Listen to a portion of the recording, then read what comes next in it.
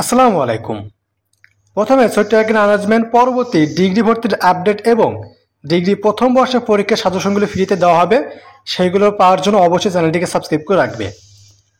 জাতীয় বিশ্ববিদ্যালয়ের 2023-24 শিক্ষাবর্ষে যারা ডিগ্রি ভর্তির আবেদন করেছিলে, তোমাদের ডিগ্রি ভর্তির প্রাথমিক আবেদনের প্রথম মেধা তালিকার রেজাল্ট কখন প্রকাশ করা হবে এবং তোমাদের এই প্রথম মেধা তালিকা বা প্রথম মেরিট লিস্টে কত জিপিএ থাকলে তুমি শিওর চান্স পাবে, এই দুইটা বিষয় নিয়ে ইন ডিটেলস আজকে ভিডিওতে আলোচনা করব।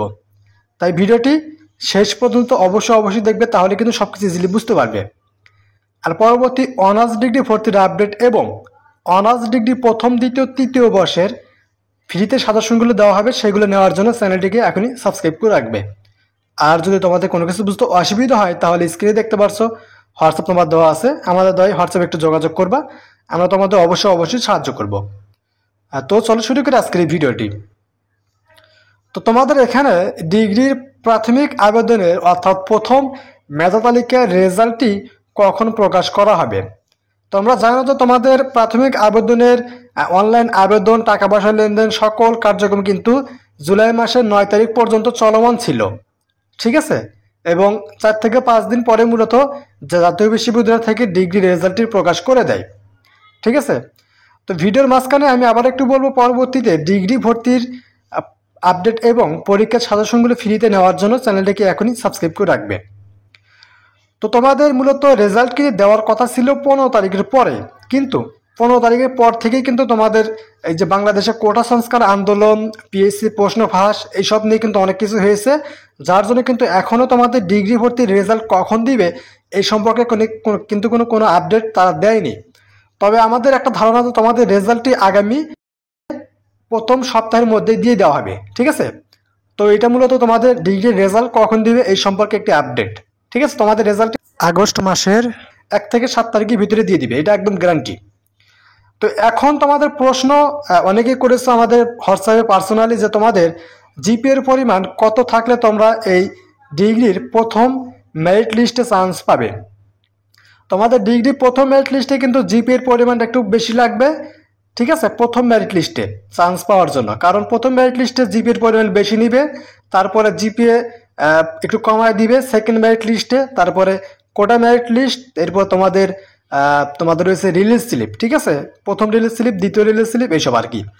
তো প্রথম মেরিট লিস্টে তোমাদের জিপিএর পরিমাণ, তোমরা যারা সায়েন্সের স্টুডেন্ট, ঠিক আছে, সায়েন্সের স্টুডেন্টরা যারা আবেদন করবে, এখানে কিন্তু আর একটা বিষয় আছে, সেটা হলো তোমাদের আবেদনের যে কলেজগুলো, সেই কলেজগুলো কিন্তু 3টা পর্যায়ে হয়ে থাকে। একটা হলো ডিভিশন বিভাগীয় পর্যায়ে কলেজ, আর একটা ডিস্ট্রিক্ট জেলা পর্যায়ে কলেজ, আর একটা হলো উপজেলা বা থানা পর্যায়ে কলেজ, ঠিক আছে। তো তিন ধরনের কলেজের জন্য, মানে 3 পর্যায়ে কলেজের জন্য তোমাদের জিপিএর পরিমাণ কিন্তু ডিফারেন্ট লাগবে। যেমন যারা সায়েন্সের স্টুডেন্ট, যাদের জিপিএ 9.50 মতো আছে, এবং যারা ডিভিশন পর্যায়ে অর্থাৎ বিভাগীয় পর্যায়ে আবেদন করবে, তারা সেখানে চান্স পাবে।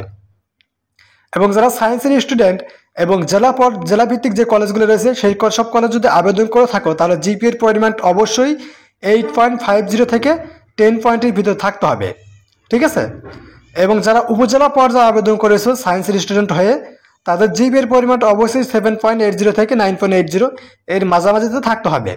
তাহলে দেখা যাবে যে সায়েন্সের স্টুডেন্ট হয়ে তুমি একটা কলেজে চান্স পেয়ে যাবে, ঠিক আছে। এরপর আসি যারা কমার্সের স্টুডেন্ট অর্থাৎ বাণিজ্য বিভাগের শিক্ষার্থী, তাদের ক্ষেত্রে সেমি 3টা পর্যায়ের কলেজ হয়ে থাকবে, ডিস্ট্রিক্ট, ডিভিশন এবং উপজেলা।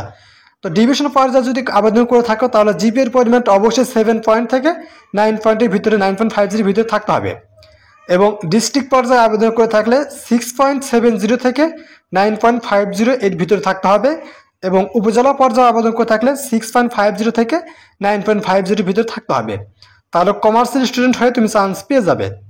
তবে এখানে কমার্সের স্টুডেন্টের ক্ষেত্রে একটু ফ্যাসিলিটিস একটা বিষয় বেশি আছে, তা হলো কমার্সের স্টুডেন্ট কিন্তু বাংলাদেশে অনেক কম, ঠিক আছে। সায়েন্সের স্টুডেন্ট এবং মানবিকের অর্থাৎ আর্টসের স্টুডেন্টের তুলনায় কিন্তু কমার্সের স্টুডেন্ট অনেকটাই কম, যার জন্য তাদের জিপিএর পরিমাণ মোটামুটি একটু কম হলেও কিন্তু চান্স পাওয়ার পসিবিলিটি অনেকটাই বেশি থাকে, ঠিক আছে। তো তোমাদের মূলত এরকম জিপিএ রেঞ্জ থাকলে তোমরা এখানে চান্স পেয়ে যাবে প্রথম মেরিট লিস্টে। তো এখন আসি যারা আর্টসের স্টুডেন্ট অর্থাৎ মানবিকের শিক্ষার্থী যারা, তাদের ক্ষেত্রেও ডিভিশন, ডিস্ট্রিক্ট, উপজেলা 3টা ভাগ রয়েছে। ডিভিশন পর্যায়ে আবেদন করে থাকলে 7.50 থেকে 9.50 ভিতরে থাকতে হবে, তাহলে তোমার চান্স পেয়ে যাবে। এবং যারা ডিস্ট্রিক্ট পর্যায়ে আবেদন করে থাকবে, জেলা পর্যায়ে, তাদের জিপিএর পরিমাণ 7 পয়েন্ট থেকে 9 পয়েন্টের ভিতরে থাকতে হবে, তাহলে দেখা যাবে যে এখানে চান্স পাওয়ার পসিবিলিটি অনেকটা বেশি থাকবে। এবং যারা উপজেলা পর্যায়ে আবেদন করে থাকবে, তাদের জিপিএ 6.70 থেকে 8.50 এর ভিতরে থাকতে হবে। ঠিক আছে, তো এইগুলো মূলত তোমাদের জিপিএর একটা রেঞ্জ। ঠিক আছে, গত শিক্ষাবর্ষ এবং তার আগের শিক্ষাবর্ষ, মানে তোমাদের বিগত 2-3 শিক্ষাবর্ষের যে চান্স পেয়েছে স্টুডেন্টরা, তাদের জিপিএ রেঞ্জ অনুযায়ী মূলত আমি একটু ধারণা দিলাম যে তোমাদের জিপিএ রেঞ্জ এরকম হলে তোমাদের এখানে প্রথম মেরিট লিস্টে চান্স পাওয়ার পসিবিলিটি অনেকটাই বেশি থাকবে। তবে দুর্ভাগ্যবশত যদি তোমাদের জিপিএ রেঞ্জ যদি এরকম থাকার পরও যদি চান্স না হয়, তাহলে কি হবে? তাহলে তোমাদের সেকেন্ড মেরিট লিস্টে অবশ্যই তোমাদের চান্স হয়ে যাবে, এটা তোমরা একদম কনফার্ম থাকতে পারো। ঠিক আছে, প্রথম মেরিট লিস্টে এরকম জিপিএ থাকার পরে যদি চান্স না হয়, তাহলে দেখা যাবে সেকেন্ড মেরিট লিস্টে চান্স হবে। তারপরে যদি না হয়, তাহলে তোমাদের রিলিজ স্লিপে গিয়ে তোমাদের চান্স হবে, এটা একদম কনফার্ম। ঠিক আছে, সো এইসব বিষয় নিয়ে টেনশন করতে হবে না। তোমাদের জিপিএ রেঞ্জ এরকম থাকলে তোমাদের ডিগ্রিতে চান্স হবেই হবে। এখন না হলেও পরে রিলিজ স্লিপ যখন আসবে, 5টি কলেজে অ্যাপ্লাই করা লাগবে, তখন হয়ে যাবে। আর তোমাদের রেজাল্টটি মূলত আগামী 15 তারিখে দেওয়ার কথা ছিল, কিন্তু 15 তারিখ থেকে এইসব গন্ডগোল, মানে কোটা সংস্কার আন্দোলন এসব হওয়ার কারণে তোমাদের রেজাল্ট প্রস্তুত করা হয়নি। এখনো পর্যন্ত তোমাদের কোনো আপডেট দেওয়া হয়নি। তোমাদের আপডেট খুব শীঘ্রই প্রকাশ করা হবে। দেখা যাবে তোমাদের রেজাল্টটি আগামী আগস্ট মাসের প্রথম সপ্তাহে 1 থেকে 7 তারিখের ভিতরে দিয়ে দিবে, এটা একদম কনফার্ম। ঠিক আছে, আর এখানে যারা তোমার কলেজে আবেদন করার পর 300 টাকা জমা দেওনি, তোমাদের কিন্তু এখানে কিন্তু তোমাদের কোনো রেজাল্ট প্রকাশ করা হবে না। অর্থাৎ তুমি কিন্তু এবছর ডিগ্রি ভর্তিতে কোনো রকমের কোনো অংশগ্রহণ করতে পারবে না।